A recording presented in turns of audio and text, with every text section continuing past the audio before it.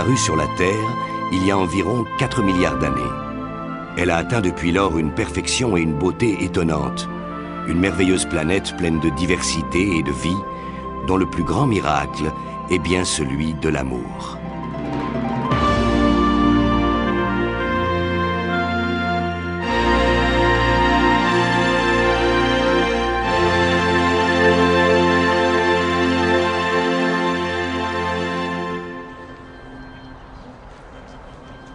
C'est souvent ainsi que cela commence.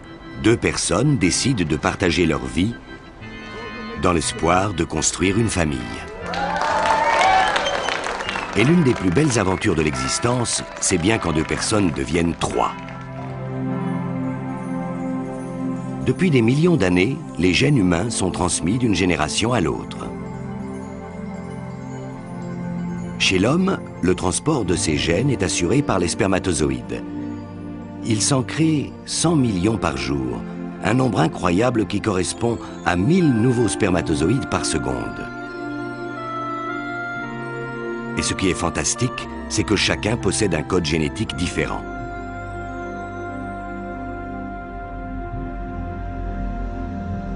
Cette énorme production s'effectue dans les deux unités de fabrication du sperme chez l'homme, les testicules. Ils sont constitués de nombreux tubes hélicoïdaux minuscules. La longueur totale de ces tubes peut atteindre 800 mètres dans chacun des testicules. Et un spermatozoïde met 10 semaines à se développer.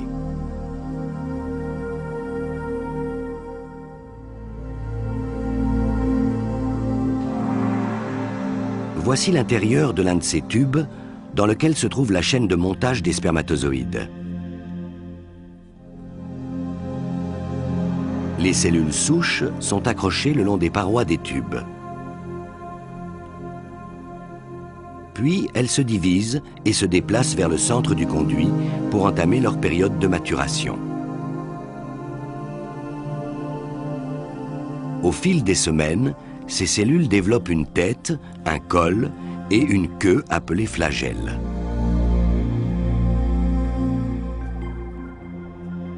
Une fois constitué, le spermatozoïde est alors devenu un messager qui doit livrer un colis très spécial renfermant les gènes de l'homme.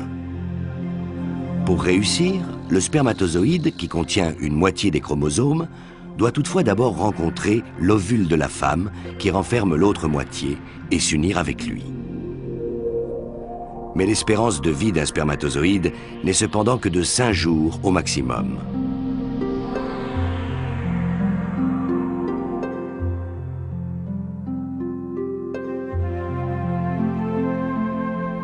Le corps d'une femme a une approche un peu différente pour transmettre ses gènes. Le mécanisme de reproduction féminin est en effet consacré à la qualité plutôt qu'à la quantité.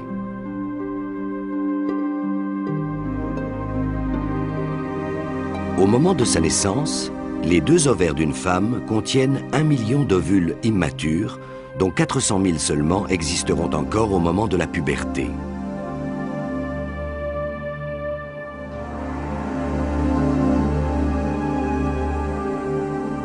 Mais de ce nombre, un seul œuf parviendra chaque mois à maturation au cours de sa période de fertilité, c'est-à-dire environ 400 au cours de la vie d'une femme.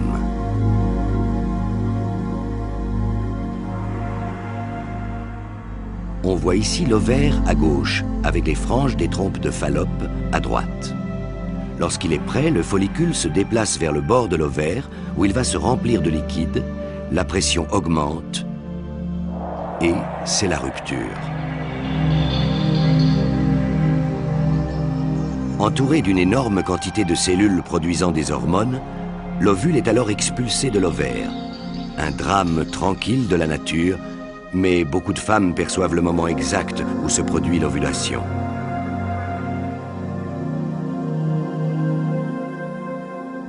Des milliers de cellules nutritives accompagnent l'ovule pour lui fournir de la nourriture pendant les quelques jours de sa vie.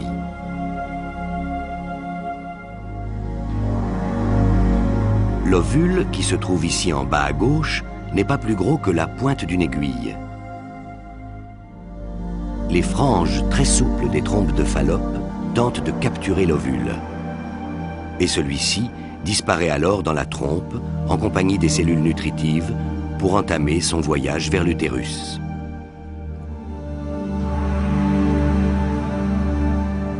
C'est le début d'un périple fantastique que nous suivons ici dans la trompe de Fallope, dont l'apogée sera la rencontre de l'ovule avec les spermatozoïdes.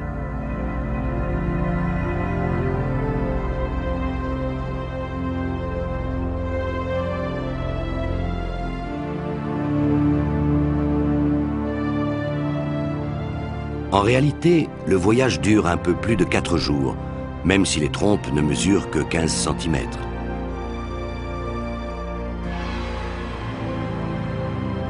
Dans un mouvement synchronisé, des millions de minuscules cellules ciliées font avancer l'ovule. Un ovule minuscule qui contient pourtant tout ce qu'il faut pour créer une nouvelle vie. Tout, sauf ce que va lui apporter le sperme, ce colis contenant le patrimoine génétique de l'homme et son ADN. Mais le temps presse, l'œuf doit être fertilisé moins de 24 heures après l'ovulation, sinon il va mourir. La reproduction sexuelle est un combat contre la pression du temps, et c'est une affaire compliquée et risquée. Alors pourquoi se donner tant de mal? D'abord, vous devez trouver quelqu'un que vous aimez bien et qui vous aime bien. Et même si vous découvrez la perle, vous ne pourrez transmettre à vos enfants que la moitié de vos gènes.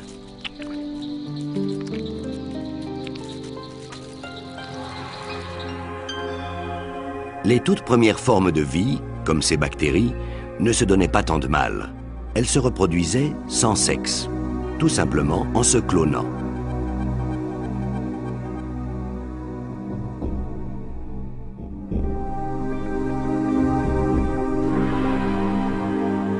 Et même ces organismes aquatiques primitifs font des copies conformes d'eux-mêmes.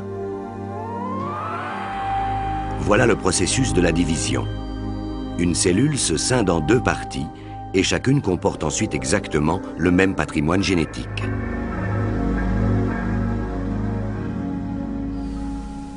En fait, nous ne savons pas comment l'évolution a créé les sexes, mais nous savons pourquoi. La reproduction sexuelle assure les diversités indispensables dans les espèces et un taux de survie correct. Voilà pourquoi elle s'est tellement propagée.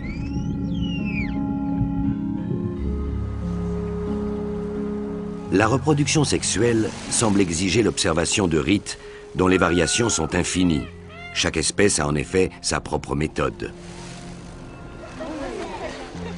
Les animaux, aussi bien que les humains. Le flirt est un stratagème très ancien en matière de reproduction. Et les regards, tout comme les sourires, tiennent une place importante dans le rituel des humains. Et comme on dit, il faut que le courant passe pour que ça marche. On sait que dans la nature, les mécanismes de reproduction sont influencés par les odeurs, provoquées par des molécules chimiques que l'on voit ici agrandies 2 millions de fois grâce à un microscope électronique. Ces molécules chimiques s'appellent des phéromones. Certains scientifiques pensent d'ailleurs qu'elles ont aussi une influence sur la sexualité des humains. Il existe en effet un organe sensitif particulier qui enregistre les signaux de la phéromone et les transmet au cerveau. Il se trouve au fond du nez. Il a une forme arrondie, comme on le voit ici, au milieu de l'image.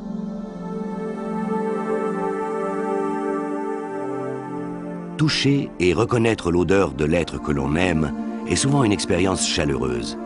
Le corps du bien-aimé ruisselle littéralement de produits chimiques, dont certains ressemblent fortement à des amphétamines et créent ainsi une excitation naturelle.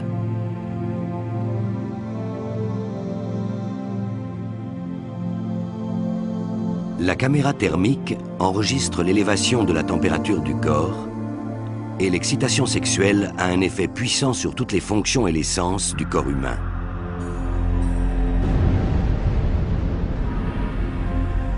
Une caméra thermique observe ici comment les parties froides, en bleu, virent au vert pour devenir ensuite très rouges quand le sang afflue dans les tissus spongieux du pénis. Des substances spéciales indiquent en effet aux vaisseaux sanguins qu'ils doivent se détendre et laisser passer le sang. Dans les testicules, la température, ici en bleu, est toujours inférieure de quelques degrés à celle du reste du corps. Et c'est ici que des millions de spermatozoïdes se préparent à leur long voyage. À un signal donné par le système nerveux, une série de contractions musculaires va éjecter l'immense armada. Le sperme commence par emprunter le canal déférent, un conduit d'environ 40 cm formant une boucle à l'intérieur du corps. L'éjaculation est ensuite le résultat d'une succession de phénomènes physiques et psychologiques très compliqués qui exigent la coopération de plusieurs glandes dans un ordre précis et à un moment très précis. Nous sommes maintenant dans l'urètre, le tunnel par lequel l'armada va passer, juste avant que 500 millions de spermatozoïdes arrivent dans le vagin de la femme.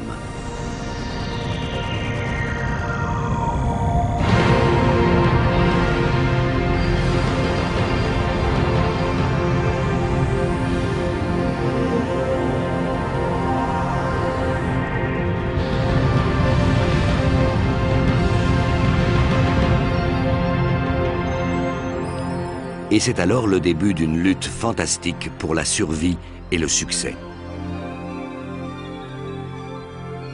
Car pour protéger la femme des infections extérieures, le vagin contient une matière acide qui est aussi meurtrière pour les spermatozoïdes, à tel point que 20% d'entre eux vont périr presque instantanément.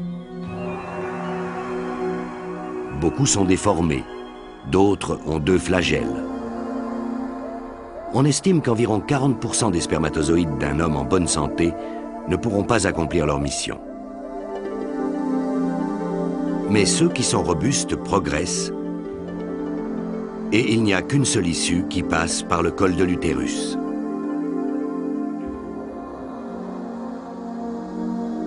Mais celui-ci est en général obstrué par des mucosités qui interdisent aux bactéries et donc aussi aux spermatozoïdes d'aller plus loin. Or, ces mucosités ne se rétractent que quelques jours par mois pour former des canaux très fins. Alors, si c'est le bon moment, les spermatozoïdes trouveront le chemin de l'utérus et se rapprocheront de leur destination finale, l'ovule, qui se trouve à 15 cm dans les trompes de Fallope. Mais c'est une énorme distance pour ces minuscules spermatozoïdes mesurant 0,06 de millimètre. Et seuls quelques milliers d'entre eux parviendront à l'utérus après avoir effectué 1000 mouvements ondulatoires avec leurs flagelles pour parcourir 1 seul centimètre. Ce sont toutefois d'excellents nageurs et le groupe de tête atteindra les trompes de Fallope en moins de 30 minutes. Une fois à l'intérieur, le voyage devient encore plus difficile. Les spermatozoïdes doivent maintenant nager contre le courant provoqué par les franges qui tentent de faire avancer l'ovule. Et si une ovulation ne s'est pas produite récemment, c'est ici qu'ils devront attendre le passage d'un œuf. Mais leur espérance de vie n'est que de 5 jours. Leur maturation s'est en effet poursuivie tout au long du voyage et ils sont maintenant prêts pour la conception.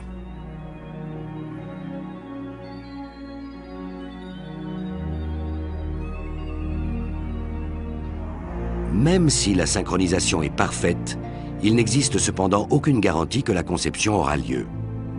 Parmi les millions de spermatozoïdes qui ont entamé ce voyage, seules quelques centaines vont atteindre l'œuf. Et le processus de sélection continue alors qu'ils nagent près de celui-ci. Les cellules nutritives forment une sorte de couronne autour de l'œuf que les spermatozoïdes vont devoir percer s'ils veulent aller plus loin. Certains restent bloqués contre l'œuf, qui est 85 000 fois plus grand qu'eux. Mais d'autres coopèrent avec énergie pour dissoudre les cellules à l'aide des enzymes spéciales qu'ils ont dans leur tête.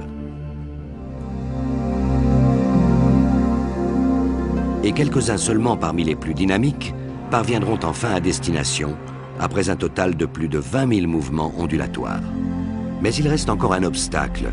La surface extérieure de l'œuf est dure Mais bien heureusement, elle sait reconnaître un spermatozoïde. Alors les protéines de l'œuf s'unissent avec celles du nouvel arrivant. La tête du spermatozoïde va maintenant subir une transformation radicale. Son capuchon commence à se briser et le spermatozoïde se fraye un chemin pour surmonter l'ultime obstacle important. Voilà le vainqueur terminant son parcours. Unique champion parmi 500 millions de spermatozoïdes.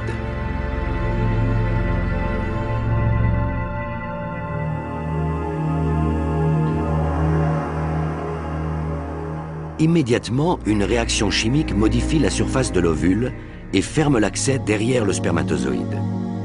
Car si un second parvenait à entrer, il y aurait alors trop de chromosomes dans la cellule et ce serait un désastre. Une fois que le spermatozoïde est dans l'œuf, son flagelle ne lui sert plus à rien et il se sépare alors de la tête, dont le précieux contenu est maintenant apparent.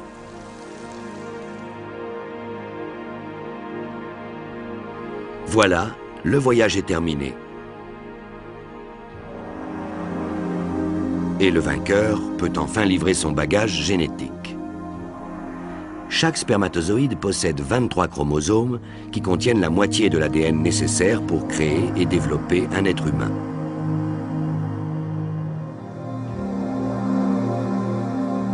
Et à l'intérieur de chaque chromosome se trouvent les grappes de gènes contenant la moitié de l'ADN du père, dont on voit ici les filaments qui sont agrandis quelques centaines de milliers de fois.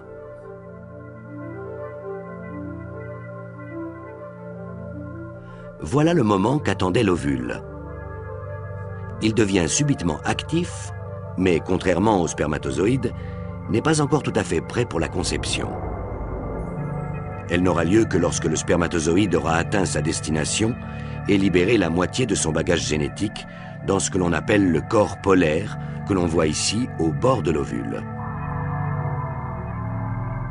On distingue maintenant deux petits points avec des gènes. L'un appartient au père et l'autre à la mère. Ils se rapprochent très lentement l'un de l'autre. Leur union est un processus extrêmement délicat. À la plus petite erreur, l'embryon pourrait mourir ou développer un fœtus déformé. En fait, près de la moitié des conceptions échouent. Mais nous assistons ici à l'aboutissement d'une union parfaite.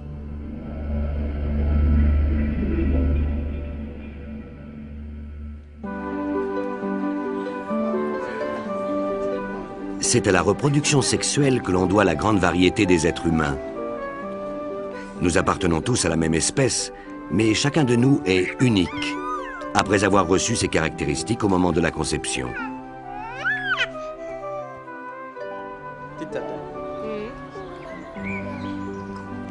Il a le nez de sa mère et la couleur des cheveux, qu'elle a elle-même hérité de son père.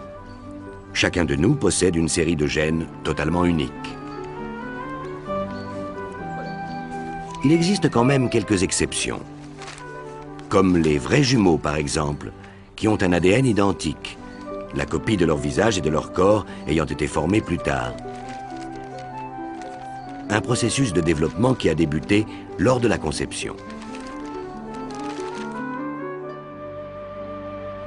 L'ovule contient maintenant toutes les informations nécessaires pour créer un être humain. Mais il lui faut encore d'autres éléments, c'est-à-dire d'autres cellules, pour permettre le développement des bras, des jambes et du cerveau. L'œuf doit alors se diviser, et les chromosomes vont créer des copies conformes d'eux-mêmes. Les deux séries de chromosomes se séparent et une membrane se développe entre eux. Ce processus spectaculaire se poursuit.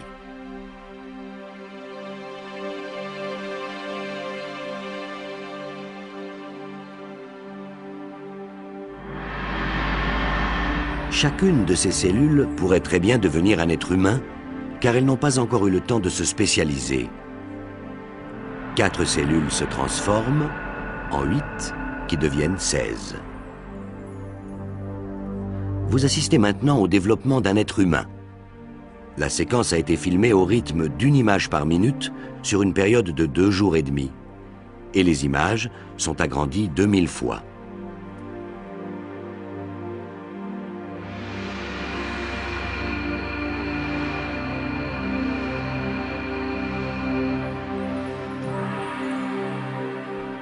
L'œuf poursuit son chemin dans les trompes de Fallope en se divisant 2 fois par jour.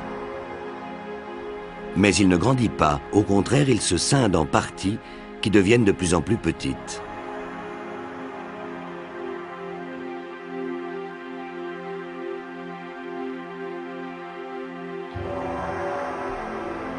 L'œuf fertilisé est désormais constitué par des centaines de cellules qui vont s'organiser entre elles pour développer un nouvel être humain.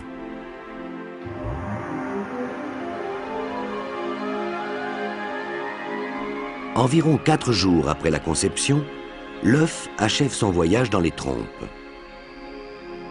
Il arrive dans l'utérus. Nous sommes maintenant dans l'utérus.